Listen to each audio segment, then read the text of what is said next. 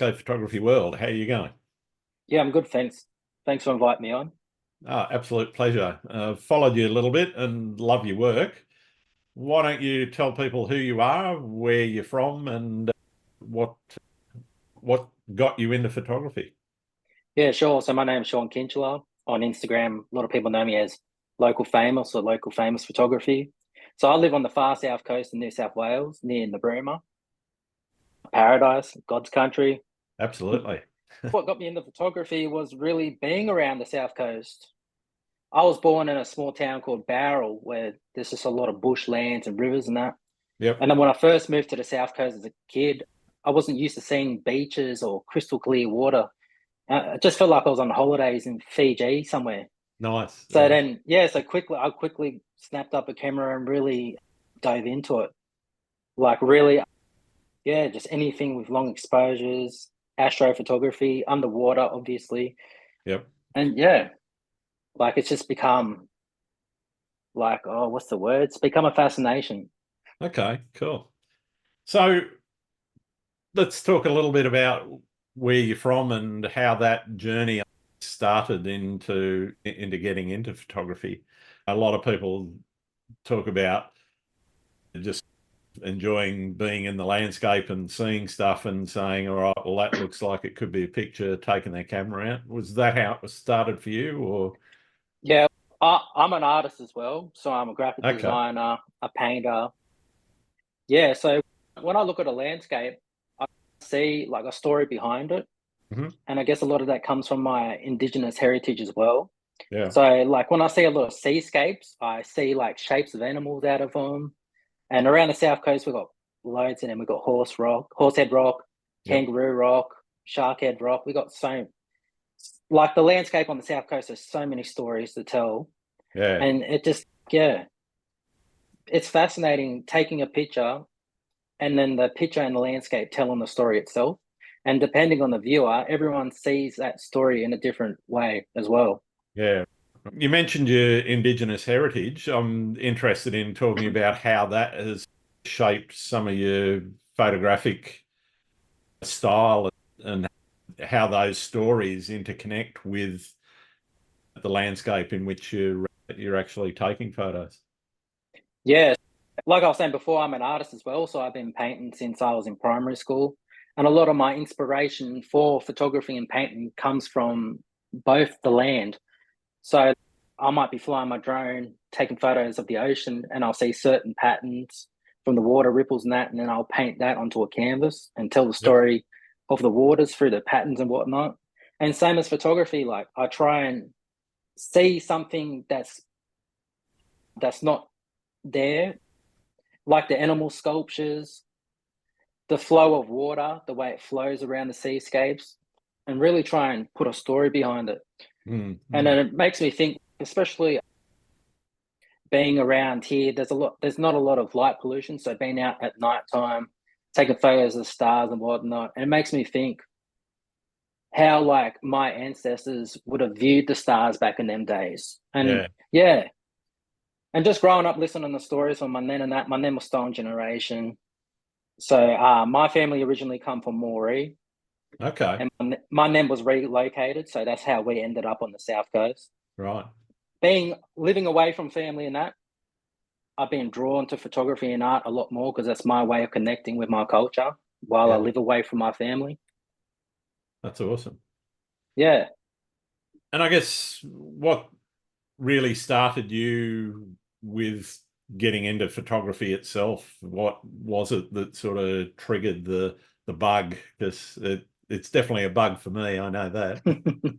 Yeah, I'm just anything creative. I'm into doing anything creative. And I think with photography, I like a challenge. I love learning new things. And it just feels like with photography, there's just an endless amount of things you can learn from long exposures, astrophotography. Sure. Yeah, the underwater, like focusing, it's all a challenge to me. And it's something that I've just found myself, I haven't stopped learning. I'm YouTubing things every day. I'm reaching out to other photographers to see what gear they're using. Yep. And yeah, just trying to really develop my own style, which is like really difficult. And I've read a lot that it takes a lot of photographers years and years to develop their own style. Absolutely. Absolutely. You mentioned setting creative challenges for yourself. Do you have a process around that, or is it something that's a bit more organic? It's something I think everything that I do comes natural, but I try and do things that no one else has done. A lot of the places down here have become really popular, and everyone has a photo of Horsehead Rock. Everyone has the Milky Way behind Horsehead Rock. So I find myself venturing out, walking along the coastline, looking for places that not many people have been to, Yep. and looking for an image that no one else has done yet. Yeah. Yeah. I think you mentioned a few of the iconic places.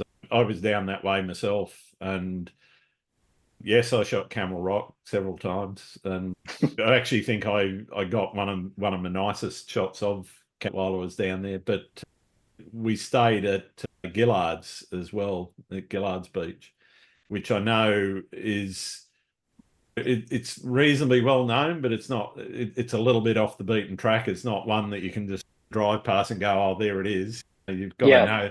You got to know where to go to get there. yeah, Um, that's a lot like a place, Cuttagee. Have you yeah, been to Cuttagee? yeah. I've been to Cuttagee. Yeah, Yeah, one tree. A lot of people know they can see it, but they don't know how to get to it. yep. So yeah, it's a good thing, like in a way. Yeah, Restricts the number of people. yeah, yeah. Yeah. Do you set yourself goals, and is it important for you to have goals in your photography? Yeah, everything I do is goal orientated. Otherwise, I feel like I become stagnant and I get a Okay. bit bored. So I try and set myself goals. Like this year, I wanted to focus more on star trails, like full star trails, and focus more on split level underwater photography. Yeah. So there was a lot of places that I wanted to go to Horsehead Rock and get a half underwater, like a split level shot with Horsehead Rock from the puddle that's in front of it. So I Yep. feel like that hadn't been done before. Another goal I wanted to do was go to Bermagui Blue Pools, Yeah. uh, get a half underwater, half above shot with the Milky Way at night. Nice. That'd Yeah, be cool. just yeah, something different, something that hasn't been done before, and I think that's the biggest challenge. In terms of those sorts of challenges, obviously experimenting and doing things like that, that also comes with a level of failure or failure to, you've got the idea in your head and you go out and try it, and sometimes it doesn't work. How do you deal with that? It's frustrating. It really is. I find instead of cutting my camera gear out, I feel like my iPhone's my best friend. If I'm Okay. out scouting the place, I'll just take photos of the place and I'll try and set it to the focal length of my iPhone. And Yep. I'll take several shots so I know which lens to bring when I'm actually coming down to do the task. But it can be really frustrating when you've got an image in your mind or something you want to do and it just doesn't work. I think split level photography, underwater photography, is one of the hardest things I've done. It's so hard to focus underwater and above the water, and just so much technique to it. So it's quite frustrating when you're out in the field and like you've driven a couple of hours to get to a place and it's just not happening. Yeah. But at the same time, me personally, I work better under pressure. I look around and see if there's any other spots around in that area where I could take a photo that I can at least take something home. Yeah. Cool. Cool. In terms of that experimentation, when it does work, what are you recording how you've done it so that you can use it again later, or are you just trying to do stuff that's totally unique? And once you nail it, that's it, done. You're on to the Yeah, next thing. that's the I am noting all my settings and what I'm doing in my notepads. But once I nail something, I'm bad for it. I'm compulsive and I just do it over and over again until I feel like, Yeah, oh, right. I'm doing this too much now. Yeah, I know that feeling. I think you just mentioned that you're still searching for your style. I can see a sense of it starting to appear. Certainly in your more recent stuff, it's starting to look very consistent. And I don't mean that each image looks the same. I mean that there's a style around it of Yeah, feeling it's starting to become more cohesive. Where do you see yourself on that style journey, and where do you see it taking you in the future? I feel like I'm starting to get there. I feel like what you're saying, it's becoming more consistent. Like I look at my Insta profile and I can see the difference from when I first started, like everything just, it doesn't look like it interlocks. And as I'm slowly coming to now, it all starts to look consistent and not the same, but it has that same style. I feel like where it's taken me now is I'm trying to merge what I'm doing with astrophotography, also with my underwater photography, and yeah, just everything I'm doing. I'm pretty much doing everything like landscape, seascape. And I'm trying to find a way to make that all connect with each other and have that Mm. same look. Yeah, cool. And a lot of that's just spending hours and messing around with color grading and really trying to make something that looks good with all subjects. Yeah, cool, cool. What's the, sorry, what does success look like in your photography? Recognition. Okay. I'm really aiming for recognition this year. I wanted to start entering a lot more competitions, Sony competitions, photographer of the year competitions. Yeah, I think that's a big thing. I think living in such an isolated place, like Naruma's an isolated place, yeah, you don't get much recognition because a lot of people don't see your work down this way, as Yeah, opposed to living in a city. Like, yeah, yeah, there's a lot, you don't get to connect with a lot of people down here. There's not many photographers that get yeah, together and shoot. Whereas a lot of cities, everyone's together talking, meeting up for shoots and whatnot.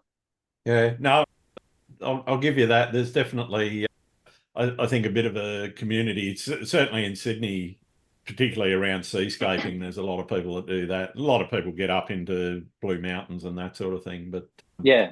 I think, yeah. So how do you deal with that sense of isolation that you've got in terms of relationships with other photographers and that sort of thing?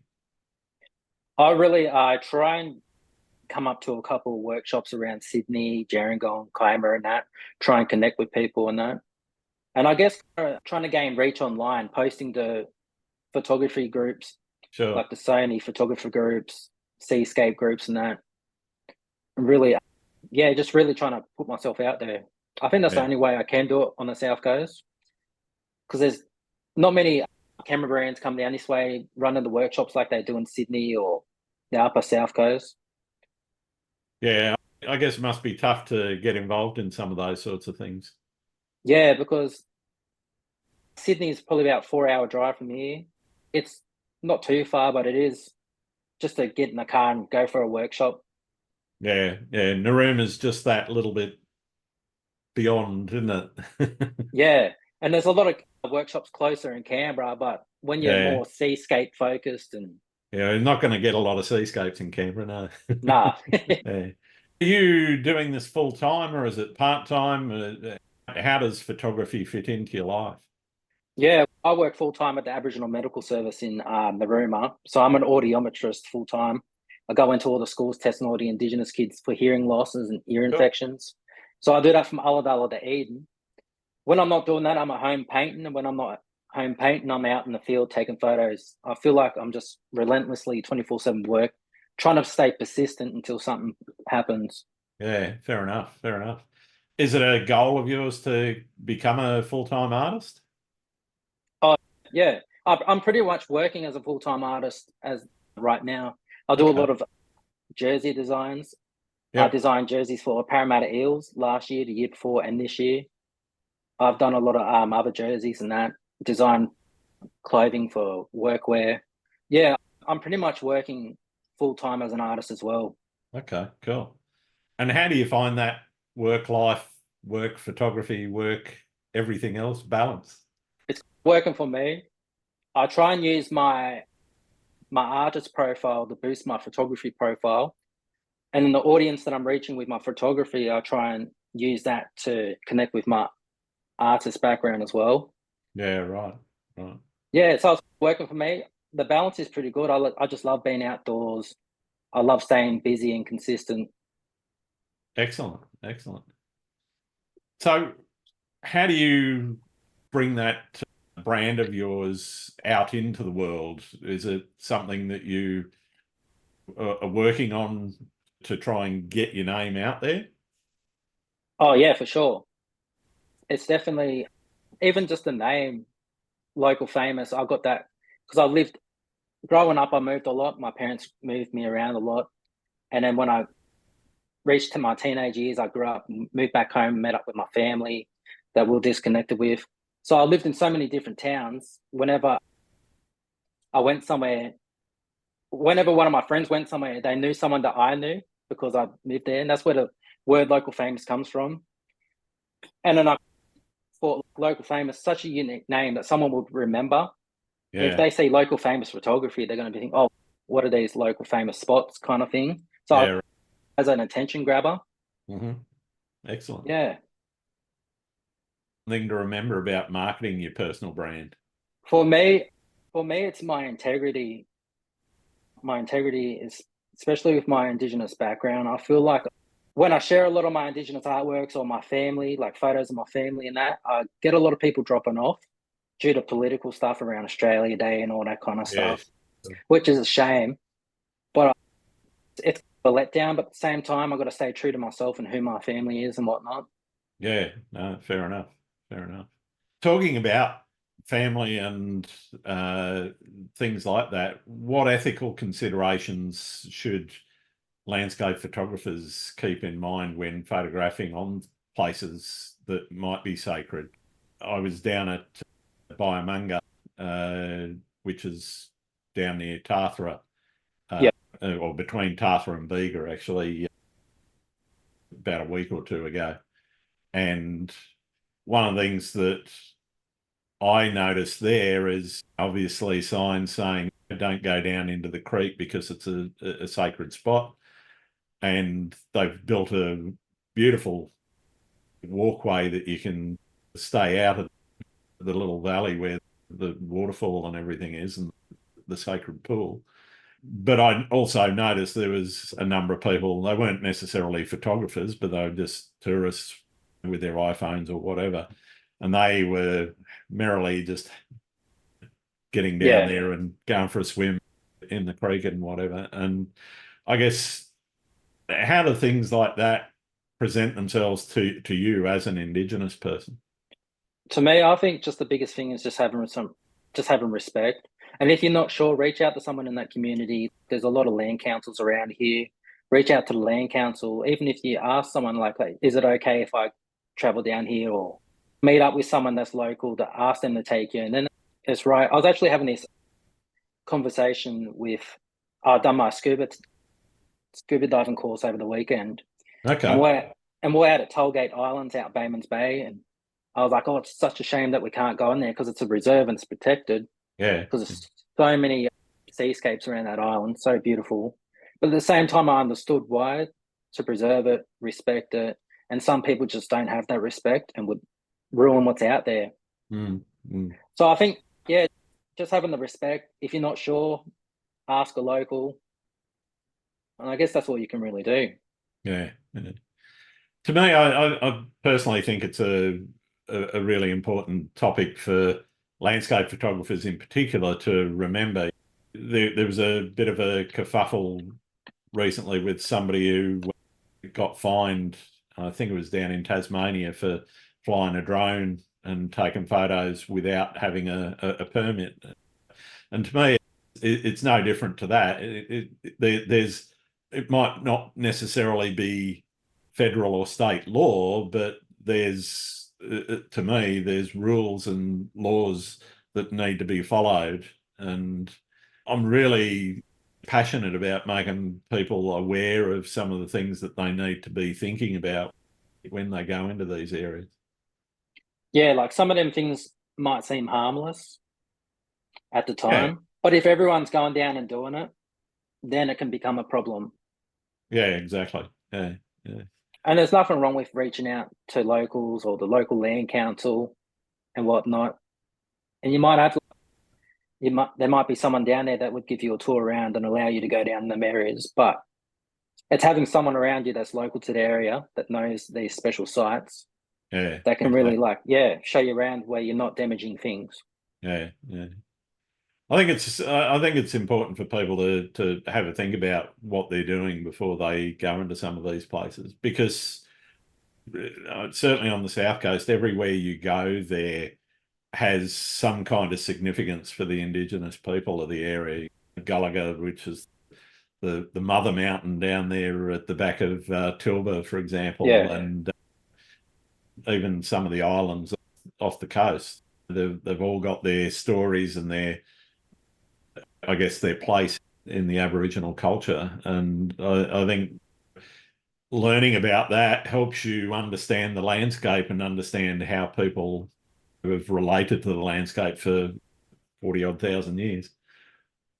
Exactly. And then like the South Coast was a big meeting place for a lot of tribes around Victoria. Even people from up my way, Moree ways, travel down for the Bogong Moth festivals in the mountains Yeah. at the Yeah. back of Guluga Mountain and whatnot. It's such a huge storyline, song lines. Like you're saying, Guluga Mountain's such a special place, and there's a women's birthing ground there that a Yep. lot of people, a lot of tourists, like unknowingly, it's not really a lot of signage up. They venture around the mountain and go to places that they shouldn't be going. Yeah. Yeah. Nujanuka, the next mountain across Mount Dromedary, the son of Yep. Guluga, and Monago Island, Barangouba. Yeah, another special place, like huge special place to the Yuin people of the South Coast. Yeah. Yeah. So how is that sort of those song lines, as you call them, influenced not so much what you shoot, but how you shoot?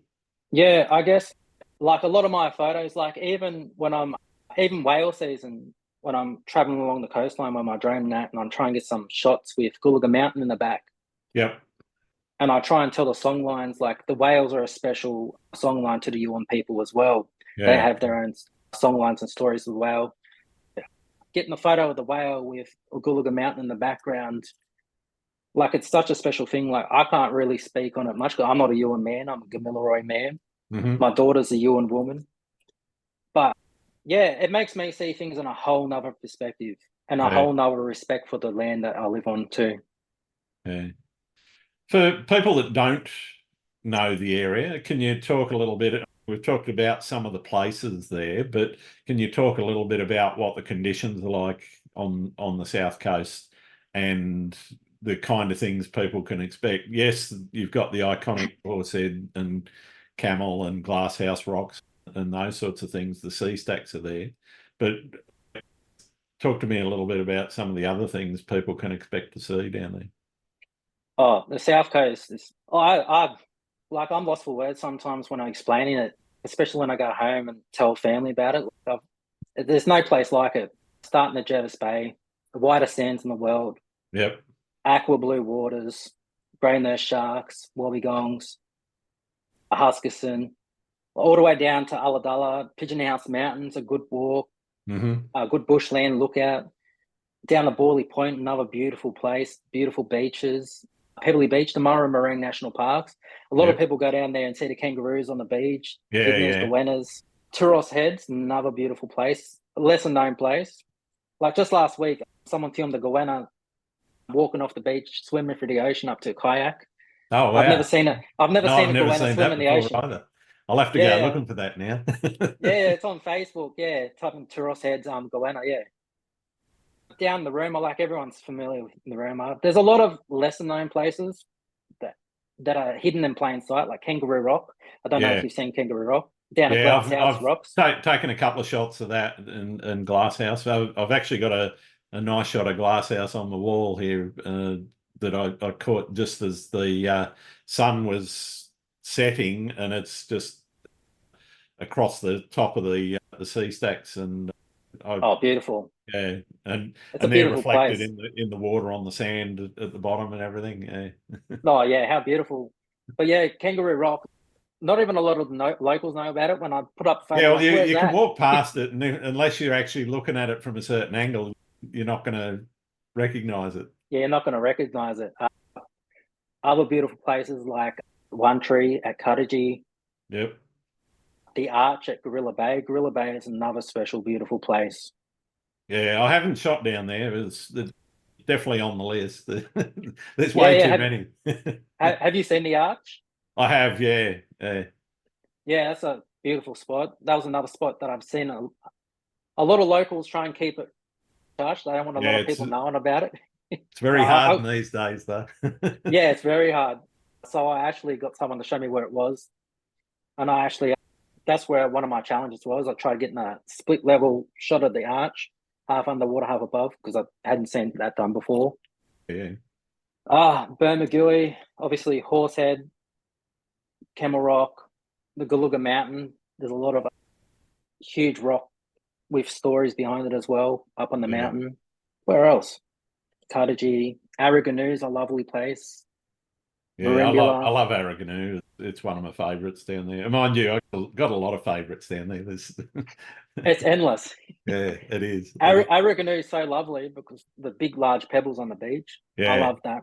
But yeah, there's so many places I still haven't discovered. Mystery Bay is one of my favorite places. If anyone gets a chance to go check that out, yep, there's a camping ground right on the headland with around crystal clear waters. It's probably one of the best spots to watch the whales as well. The yeah, whales okay. come closer there than anywhere else on the coast. Nice, nice. Yeah, yeah. Just get down here, explore it. I'm still exploring it. I spend endless days just hiking along the coastline. Yeah, yeah. Have you got a spot that just keeps calling you back? Mystery Bay. Yeah, okay. Yeah, I love Mystery Bay, Gorilla Bay. Yeah, Yeah, Kangaroo Rock. They're all special to me. yeah, awesome, awesome. What's your most memorable experience out shooting? I think my most memorable was Horsehead when I first moved to the coast. Yeah, Just seeing it in the photos, like just seeing it in person just doesn't do it justice. yeah. The size of it, like it's just Well, majestic. even just getting to it, Oh yeah. you've got to time it. You've got to make sure that if you don't time it, you've got waterproof bags and whatever. Otherwise, you're gonna go for a I've been swim. I've been stuck over there a couple times. Yeah, Lost track of time, just like, yeah. You oh, I've got to got get to this take a shot. packed Got to get lunch this with you shot. because otherwise, if you do get stuck, you're there for a few hours, aren't you? Oh yeah. I actually lost a drone there a couple months ago. Oh no. I was trying to do a halo around Horsehead, Oh yep, yep. and the wind blew it against the horse, and I was like, oh damn. But it's one of yeah, it definitely is a place you have to check the conditions before you go out. Yeah, It can be yeah, really dangerous. It can be a really dangerous place. Not even just the water and that. There's a lot of snakes, yep, fallen rocks from the cliffside as well. I see a lot of people trying to hang off the lookout up the yeah, top. It's just like, why? yeah. Why? Yeah. I don't understand that either. Nah, but yeah, and the whole coastline's beautiful. Snorkeling, underwater photography, it's endless. Yeah, fantastic. You got any horror stories? I was actually hiking from Mystery Bay along the coastline towards Tilba to do some astro stuff. Yep. And I was by myself because obviously no one really likes photography down this way as much. So I'm always on the beaches by myself at night. Yeah. And I got halfway to Tilba and the tide rose up and I was stuck on these rocks. And I kept looking up at the bush and there was like glowing eyes and that. And I was like, oh, it's just kangaroos. Just trying to ease myself. Yeah. And I was walking along the beach and I seen these big dog paw prints. No. And I was like, oh no. I was like, look, there was no human footprints with it, so it wasn't dog walkers. And I got stuck on the beach, so I had to cut back through the national park. And as I was Yep. walking through the national park, there were signs up saying, beware of wild dogs. Right. And I was like, oh no. I didn't even know they had wild dogs down here. So I was Googling on my way back through the bush and there was dog attacks last year. Oh yeah. Wow. Yeah, people got attacked by wild dogs, their cattle being killed, and it So was kind of these are domestic dogs that have gone wild, or are they nah, dingoes? dingoes, Okay. dingoes, and a lot of the dingoes have bred with the domestic dogs. Yeah, yeah, Yeah, yeah. become feral. So Yeah. it was like one of the moments I was like, oh no, what have I done? It deterred me from not wanting to be on the beach by myself at night time. Yeah. Wow. Wild dogs. What has the practice of photography taught you about the world? I think I view the world in a whole nother respect with photography now. I was thinking about this the other day, just looking at Australia Rock in the rumor, Yep. just how much it's starting to degrade and fall apart. Yeah. And I just think like all these things aren't going to be around forever, and we really have to look after things. Yeah. You've only got to have a look at the 12 apostles, which is now 6 or 7, I think, are left now. they're sea stacks. They used to be part of the mainland cliffs, and they've carved off. So it's erosion that Yeah, is constantly working at these things. And Australia Rock and Horsehead and all of those, they're all symptoms of the same thing. And you're right, they won't be around forever. yeah, and I think also, like, I also lived in Bateman's Bay, and the water up here is not as clear as the Rumours.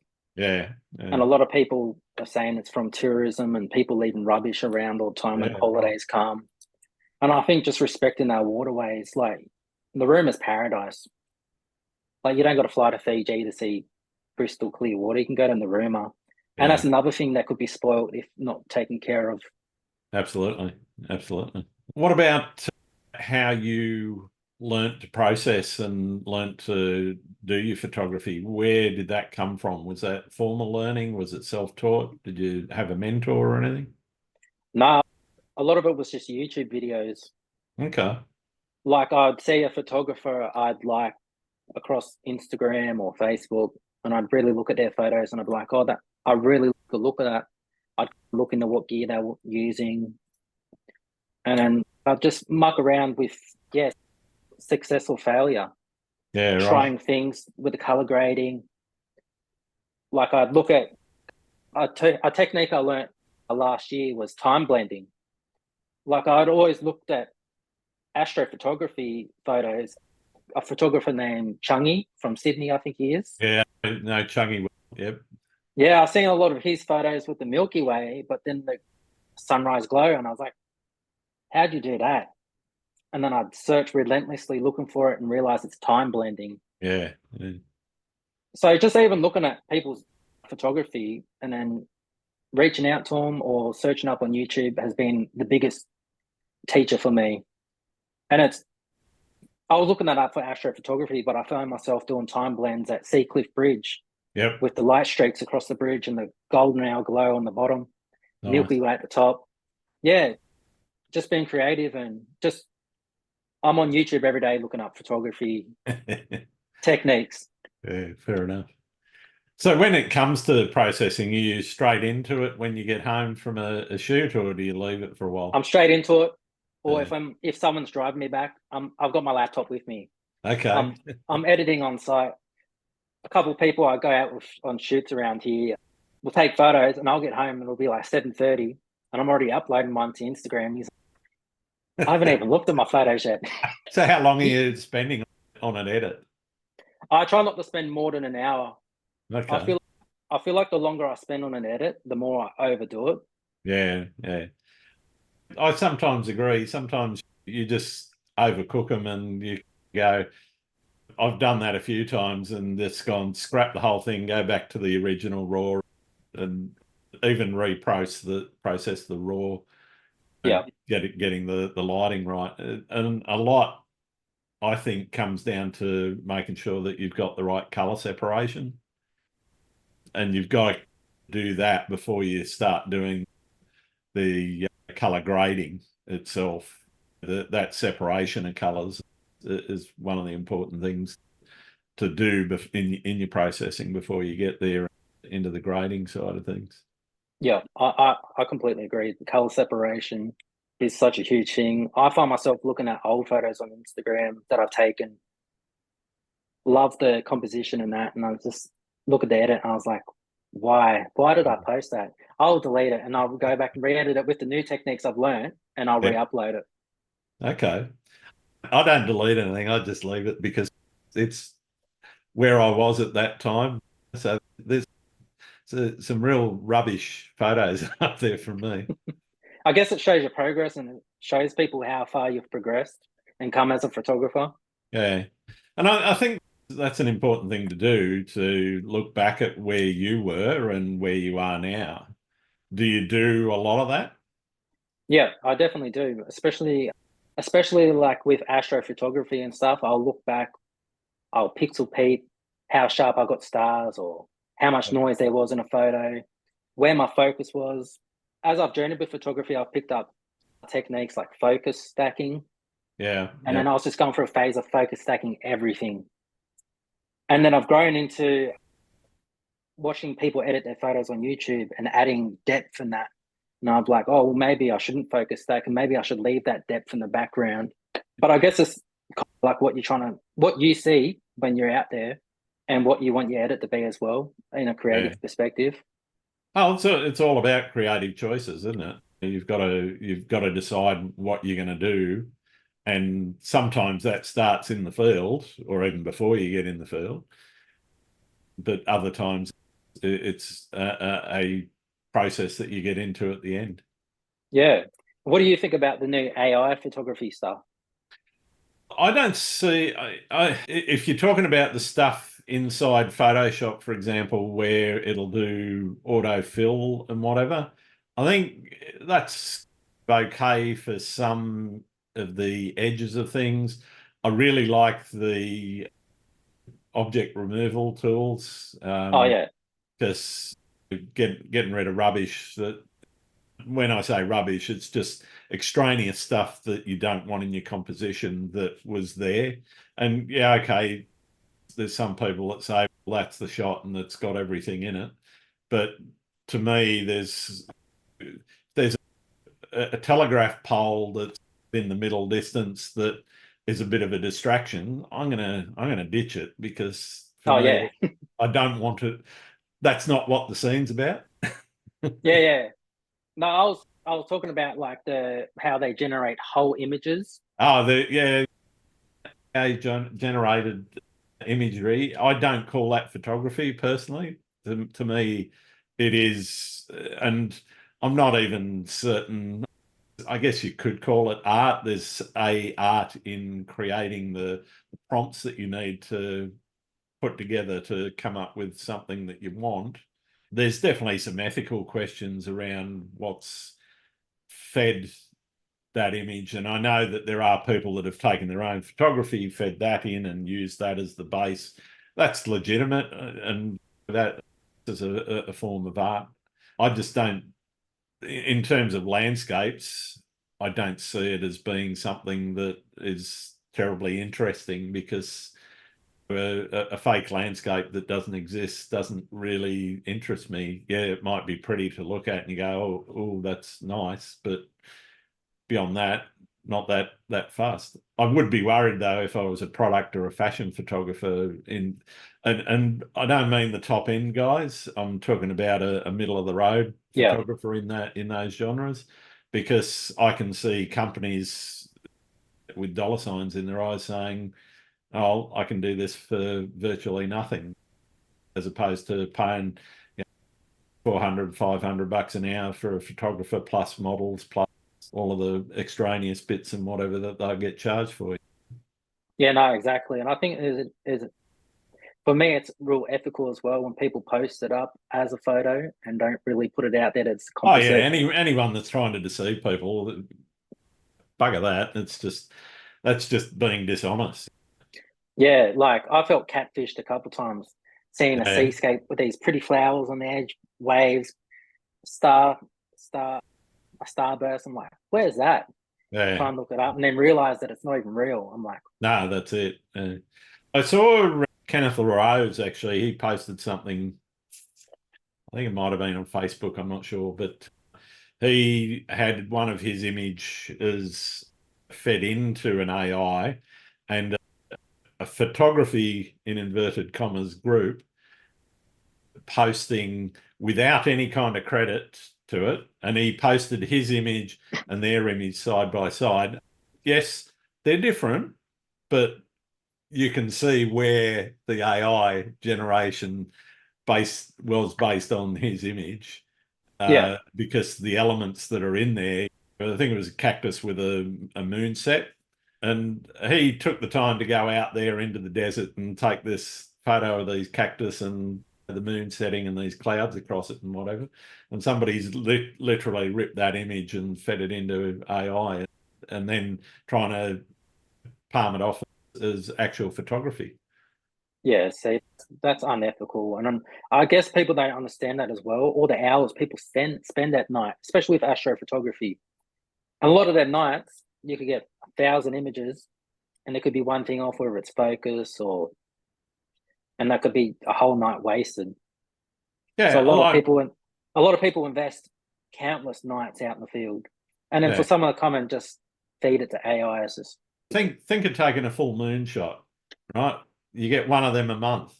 Every 28 days, there's a full moon. So there's lots of opportunities, but that full moon won't be in exactly the same spot in 28 days to where it is there. So if you miss that, then you're actually talking about 12 months before you can 12 months attempt to time.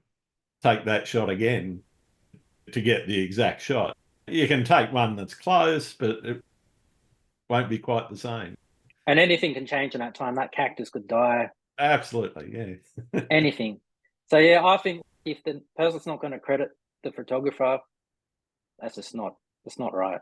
Yeah, no, totally. I guess one of the things I'm always interested in is how you look at your work in terms of the end product.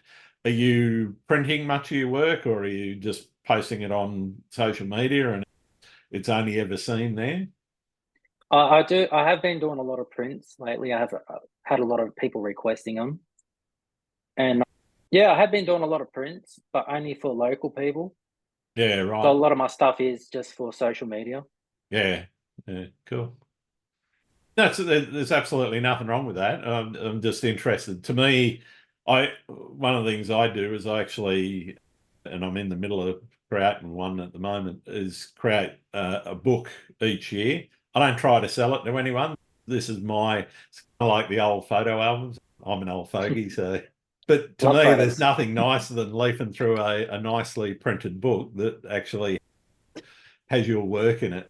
And it's Yeah, not every shot, it's just selected shots get in there, and to me it's one of the nicest ways of actually engaging with your own photography. yeah, 100%. I felt I was going to do one of them coffee table books as well, just to sit around for guests to come and look at when they're at Yeah, home having dinner or something. I agree. I think it's a good point of reflection. yeah, cool. What do you do if you have sorry, I'm going to ask that again. Have you ever hit a creative wall, and if so, how did you deal with that? Do you have any techniques that you can share that you might have used to get around those creative slumps that people get into? Yeah, I get creator's block quite easily, and it could just be from like my everyday life, like mental health. I could be feeling a bit down over a week, and then something that I was trying to achieve in photography just wasn't happening for me. The creator's block would just hit me hard, and I'd Yeah, find it so hard to get out of it. I find the easiest way for me to get out of that is to try something completely different, yeah, not right. persist with it, so I don't get frustrated from not completing it as determined as I am sometimes to do it until I accomplish it. But I feel like to get my creative block back, I'll go from say astrophotography to underwater photography until I'm happy with something. I'm like, oh, that's a mad shot, and then Yep. it boosts me back up, and then I'll go back to what I was trying to do before with Yeah, a level head. cool.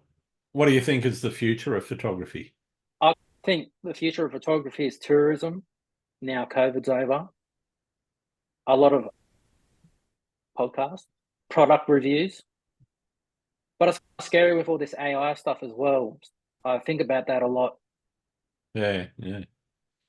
I'm less concerned about that in terms of landscapes. As I say, if I was a product or a fashion photographer, I'd be a little bit more concerned about where my money's coming from. But I think for landscape, not that there's a lot of money in landscape photography, but I think for a landscape person, I suspect that there's going to be more value in a real image that you can guarantee I went out, I actually shot this. Now, whether that's got time blending or focus stacking or whatever, or it's a composite, then it could be a composite of the same place at different times, for example. Yeah, Me, that doesn't matter. What matters more is that you've actually got off your backside and got out there and done it. I completely agree. I was talking to someone about that the other day with composite photos. A lot of people in astrophotography, they'll get a photo of the sky, they'll go to a location a few weeks later, get that location and just blend two different times. And a lot of people find that unethical. But I think you're out there in the field. It's your creative direction. Yeah, yeah. If you want to do that, just be honest about it. Yeah, as long as you're open and transparent about it, I don't think there's any issues. And even if you have incorporated something that's AI generated, I at the moment I mostly use the tools in Photoshop more for removing stuff than adding Yeah, stuff. just But normal stuff. Yeah, I've played around with a crop just to see what it would do if you've got your lines a bit out of whack and you put a crop and a generative expand just to fill in the corners that you cut off. yeah. I don't have a massive problem with that. If No, it's just a water or grass or sky, it's not material to the. It's not like I've drawn a box in the middle and said put a seagull in the middle of my shot or whatever. yeah, no, I completely agree. I've been stuck with some underwater shots where the reflection of the ripples have looked perfect on one half, and on the other half it's just been straight lines, and I've played with that, Yeah. trying to fix it up. Again, if you're open and honest about it, I don't have a problem with it. Oh, 100%. Yeah. And then, like you're saying, it's not like you're drawing a box and like putting a UFO or a black swan flying across Guluga Mountain with Yeah. like just adding elements all in there. Yeah, you might as well just AI generate the whole photo. I remember seeing somebody did the aurora over the Opera House. So it was looking at the Opera House from the Harbour Bridge side of things. So you're looking east, but there's this aurora coming up over the top of it. Oh, Okay, that's an interesting creative choice, but definitely not possible. Yeah. oh yeah. There was a photo I done of the arch in Gorilla Bay, a composite photo with the Milky Way rising along it, and it's just one of them spots that just wouldn't happen. But Yeah. I also put in the photo, this is a composite. I've always wanted this to happen, but I know it's not going to happen. But Yeah. this is just, I wanted to see what it looked like. Yeah. Fair enough. Fair enough. What's your favorite thing about being a photographer? Endless possibilities, endless creativity, just being out in nature, seeing all new spots. And yeah, not sitting at home watching TV. I just love being out in nature, seeing everything, going to new places, Yeah. Nice. Nice. learning. I love it. What's your least favorite thing about being a photographer? The money, the pricing. You just never stop buying things. There's always something that you want next. Yeah. Yeah. I've got to get this lens. I've got to get Yeah. this You do. underwater You housing or do. this flash. You do get a gear addiction, unfortunately. Oh, it gets me in arguments at home all the time with my partner. Yeah. What are you buying now? Yeah. I'm being fairly judicious about what I'm still using a 6D. I haven't jumped to mirrorless yet, but I guess at some point I will when this thing dies and I need to replace it. It'll have to be a mirrorless, I think. Yeah, I was talking to another local photographer today about camera upgrades. You probably see him online, Josh Birkinshaw. Yeah, I know, Josh. Yep. Yeah, he come over today and me and him were talking about upgrading. And then it's just, there's just not really much of a point.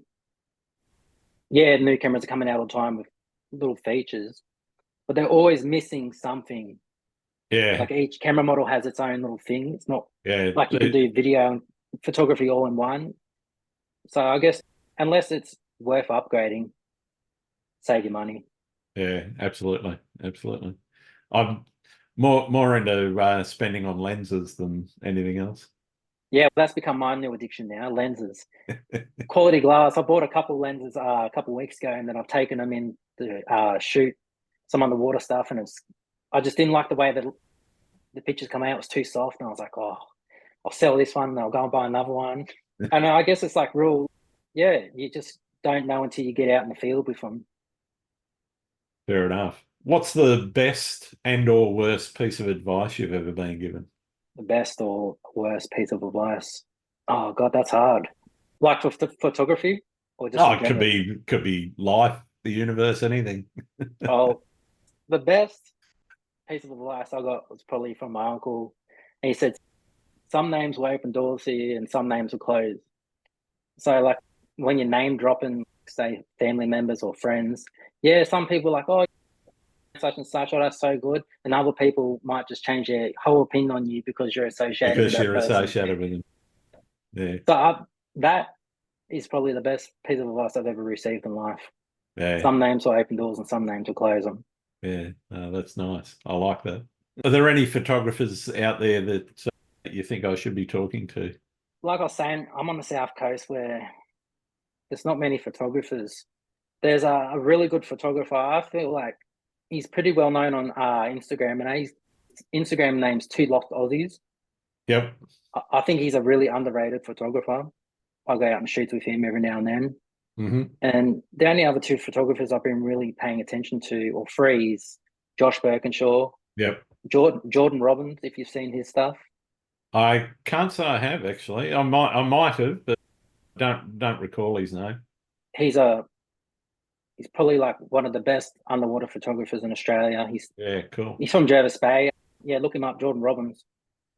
He does a lot of split level photography as well. And actually, now you've said what he does, I do follow him. Yeah. Yeah, he's amazing.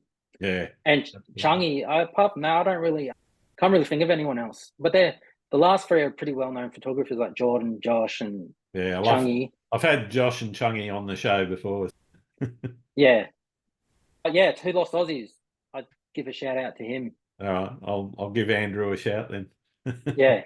All right. Well, thank you very much. It's been wonderful talking to you. I've got one more question, and it's the one that a lot of my listeners are trying to get to the bottom of.